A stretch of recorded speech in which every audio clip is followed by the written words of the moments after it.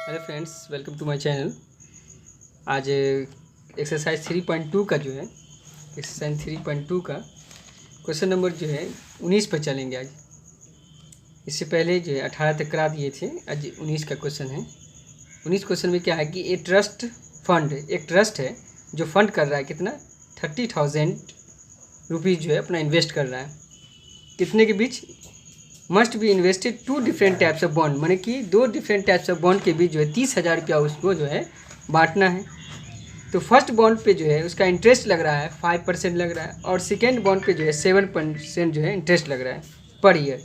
तो using matrix multiplication determinant how to divide देखिए divide करने को बोल रहा है 30,000 एमोंग 2 टाइप्स ऑफ बॉन्ड, माने कि 30,000 रुपया को जो है 2 आदमी के बीच समझिए बांटना है, माने कि 2 बॉन्ड के बीच निवेश करना है।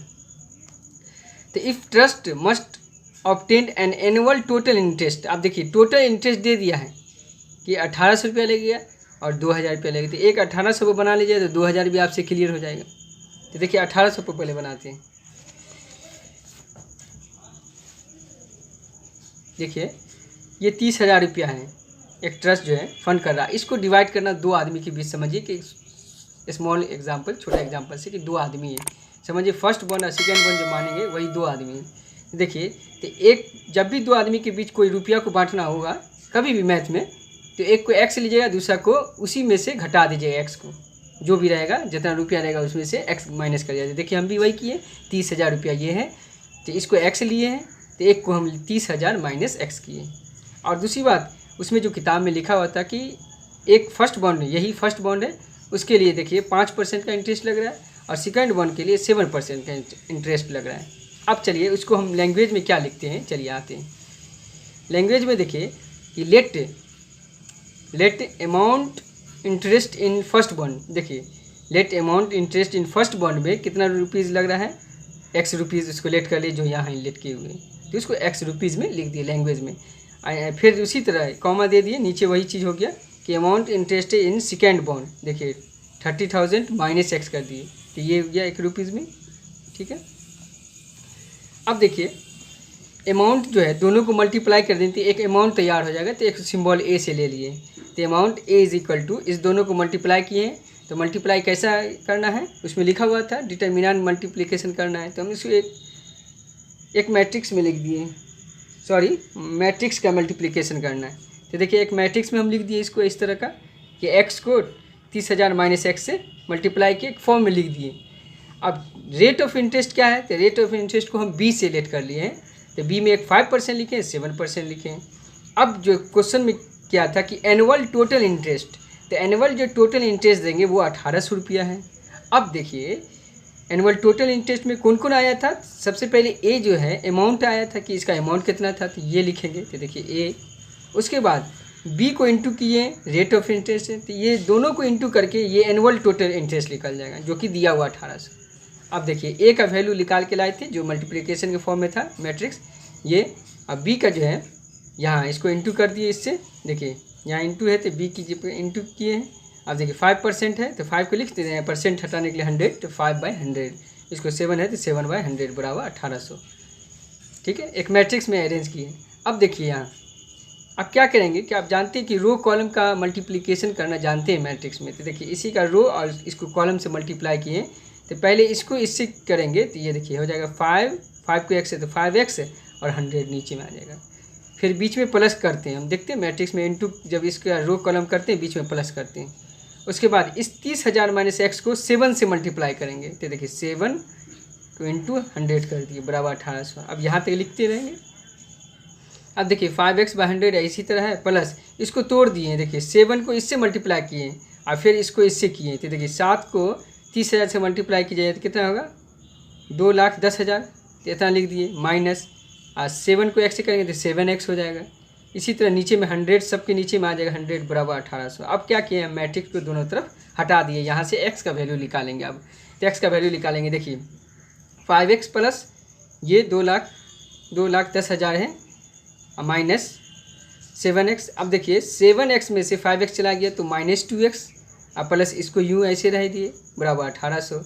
अब क्या कर दिए कि नंबर वाले को एक तरफ ले जाना है, तो देखिए -2x रह दिए और इसको भी इसी तरह लीजिए। ई जो है देखिए इसके नीचे क्या है कि नंबर 100 जो है नीचे फ्रैक्शन में है, इसको क्या किए, उसको उस साइड ले गए थे, इंटू में चला जाएगा। ये चीज़ डिवाइड में है तो ये इंटू में चला गया, तो ये इतना हो गया, ठीक है, 1,80,000। अब देखिए -2x, अब 1,80,000 में से आप 2,10,000 माइनस कीजिएगा तो ये भी माइनस में आएगा। तो देखिए इसको जब माइनस किए तो -30,000 आएगा, फिर माइनस माइनस कैंसिल हो जाएगा, फिर 2 से डिवाइड दीजिएगा तो उसका हाफ आएगा। देखिए कैसे आगे पे नेक्स्ट पेज में देखिए -2x ये हो गया, -2x बराबर देखिए -30,000 आया, 30,000। अब देखिए माइनस माइनस कैंसिल, तो x बराबर क्या होगा 30,000 बाई 2, इसका मतलब 30,000 को 2 से भाग दिया तो 15,000 होगा। सॉरी ये है कि एक जीरो छूट गया, इसमें 1500 लिखा गया, 15,000 होनी चाहिए, उसको लास्ट तो हम आगे सही कर दिए, आप देख लीजिए। Amount interested in first bond में x रुपीज़ को लेट किए थे, तो x कितना वैल्यू आया मेरा 15,000, ये इसलिए हो गया 15,000 रुपया। नेक्स्ट हो गया सेकेंड बॉन्ड, तो सेकेंड बॉन्ड में कितना किए थे 30,000 माइनस x माने थे, तो हम डायरेक्टली इसको लिख दिए घटा के 30,000 माइनस 15,000 जो x का आया, तो 15,000 बचा। कितना बचा 15,000, सॉरी ये 15 से 15,000 ये, ठीक है। अब ये देखिए यहाँ पे एक जीरो पड़ेगा और इसमें जीरो, इसमें जीरो, ठीक। अब नेक्स्ट क्वेश्चन है, देखिए नेक्स्ट क्वेश्चन क्या है कि एक बुक शॉप है, एक बुक शॉप है, book shop a particular school has 10 dozen chemistry books, 8 dozen physics books, 10 dozen economics books. Their selling price, माने सेलिंग प्राइस का दिया हुआ कि फिजिक्स केमिस्ट्री का कितना होगा, तो 80 रुपया है, तो 80 रुपया जिसका होगा फर्स्ट वाला किसका है केमिस्ट्री का, तो केमिस्ट्री का 80 रुपया होगा, फिर फिजिक्स का 60 रुपया, फिर इकोनॉमिक्स का 40 रुपया रिस्पेक्टिवली। फिर कह रहा है कि find the total amount of book shop will receive from selling all the books using matrix algebra. अब देखिए यूजिंग मैट्रिक्स अलजेब्रा का यूज करके इसको सॉल्व करना। इसका ऑब्जेक्टिव जो है हम 3-4 ऑब्जेक्टिव को सेट करके इसको अलग से इसका वीडियो बनाएंगे, ऑब्जेक्टिव का यहीं तक बताएंगे क्वेश्चन नंबर 20 तक। तो चलिए इसको हम लोग कैसे बनाते हैं। सबसे पहले हम लोग क्या करेंगे, पहले लिख देंगे केमिस्ट्री कितना था 10 डजन। अब 1 डजन जानते हैं कि 12 होता है, यहाँ पे 10 डजन है तो बाद में बताएंगे। पहले केमिस्ट्री 10 डजन है, जो था वो उसको गिवन में जो था उसको लिख लिए, उसका प्राइस 80 रुपया था, ठीक है। फिर फिजिक्स में 8 डजन बुक शॉप गया तो 8 डजन का जो है कितना प्राइस था 60 रुपया। फिर इकोनॉमिक्स का 10 डजन का 40 रुपया प्राइस है। अब देखिए इसको मैट्रिक्स के फॉर्म में हमको लिखना है, तो मैट्रिक्स के फॉर्म में लिखेंगे तो एक जो दिए हुआ जो कितना ये है 10 डजन 8 डजन, एक डजन, अब 1 डजन कितना होता है 1 डजन कितना होता है 12 होता है। अब देखिए 12 से सब मल्टीप्लाई करके एक रो में लिखिएगा इसको। तो देखिए केमिस्ट्री 10 डजन है, तो 10 को 12 से कर दिए तो बाद आएंगे 120। फिर फिजिक्स को 8 डजन है तो कितना लिखिएगा 12 को 8 से 12 से 96। फिर इसको इकोनॉमिक्स से 10 डजन है तो 12 को 10 से किया तो 120, तो इसको रो में लिखिएगा। उसके बाद जो इसका प्राइस दिया हुआ उसको एक कॉलम में लिखिएगा, तो 80 60 40 प्राइस दिया। अब दोनों को रो कॉलम का आप जानते हैं कि मल्टीप्लिकेशन करना। तो देखिए इसके ये रो है ये कॉलम है, तो 120 को 80 से करेंगे तो 120 × 80 और फिर प्लस करते जाते हैं हम लोग, ठीक है। फिर 96 को 60 से करें 96 × 60 फिर प्लस करते हैं, फिर 120 को 40 से करेंगे तो 120 × 40।